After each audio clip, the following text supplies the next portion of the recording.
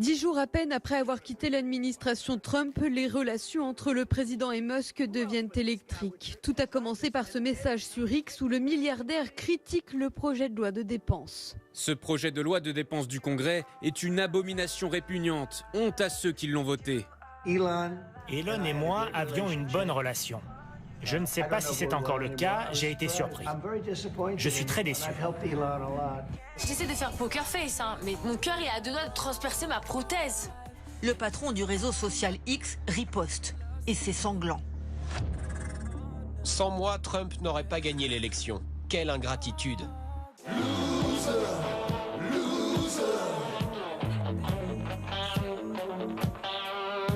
Au tour de Donald Trump de répondre sur son réseau Truth Social. D'abord, l'insulte. Il est juste devenu fou. Puis la menace. Le plus simple pour économiser des milliards et des milliards de dollars dans notre budget serait d'annuler les subventions et contrats gouvernementaux du patron de Tesla et SpaceX. Les sociétés d'Elon Musk ont touché l'an dernier plus de 6 milliards de dollars de la part du gouvernement américain, notamment pour les fusées SpaceX. Le patron de SpaceX menace de suspendre les vols du vaisseau Dragon vers la station spatiale internationale avant de faire marche arrière quelques heures plus tard, peut-être influencé par le dévissage de son entreprise Tesla, qui a perdu des dizaines de milliards de dollars de capitalisation à Wall Street après la joute verbale.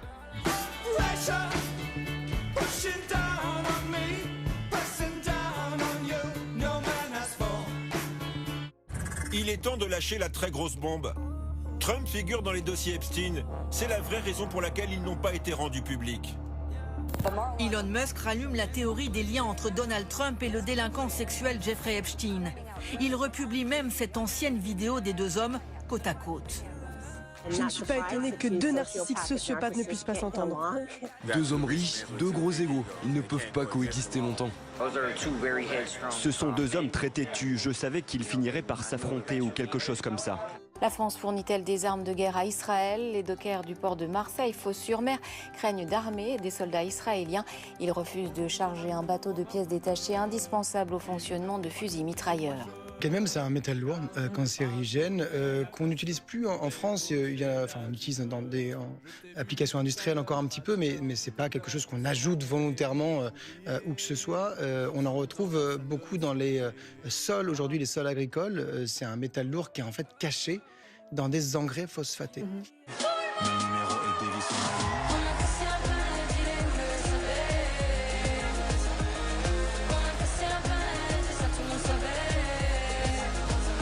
J'ai réalisé en 2020 des analyses d'urine sur des Français, des analyses de sol, de pommes de terre, des engrais phosphatés, et le constat était effarant. Il y avait du cadmium partout et on était surexposés. En réalité, c'est un scandale qui est connu de la science depuis une dizaine d'années. Le gouvernement est au courant depuis même plus qu'une quinzaine d'années et rien ne se passe. Je vous le disais, c'est un scandale sanitaire par essence. Bonjour, roi du silence. C'est moi, papa. Merci. Et vous aussi, vous n'avez pas le roi du silence. Avec le Happy Meal à 4 €, le roi du silence est de retour chez McDo. En France, on s'approvisionne avec le Maroc, avec les engrais phosphatés qui viennent du Maroc. Moi, j'y suis allé sur place. Ça a été d'ailleurs un peu compliqué avec les autorités marocaines. Aujourd'hui, on sait que les engrais marocains phosphatés sont plus chargés en cadmium que d'autres engrais. Mais comme il y a des accords historiques et des multinationales françaises qui s'approvisionnent au Maroc, eh bien, on se retrouve avec cette situation aujourd'hui et avec cet appel des médecins. Olivier Faure l'emporte avec 50,9% des suffrages contre, regardez, 49,1% pour Nicolas Meyer-Rossignol. À l'élection présidentielle, moi je veux une coalition qui permette de réconcilier socialistes, écologistes, communistes, ex-insoumis, place publique, faire en sorte que nous puissions... Insoumis, pas les insoumis. Oui, ex-insoumis.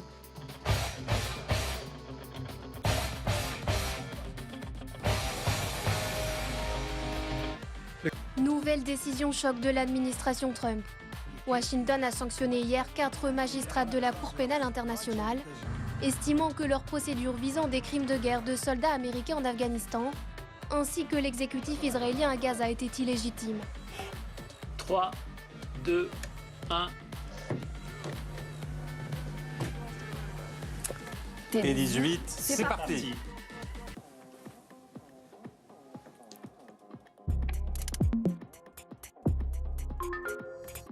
Bonsoir, bienvenue sur France 4. Ce soir, c'est l'événement de en direct, nous inaugurons cette nouvelle maison, le Canal 4, avec vous, que vous soyez d'ailleurs devant votre télé ou sur la plateforme France.tv.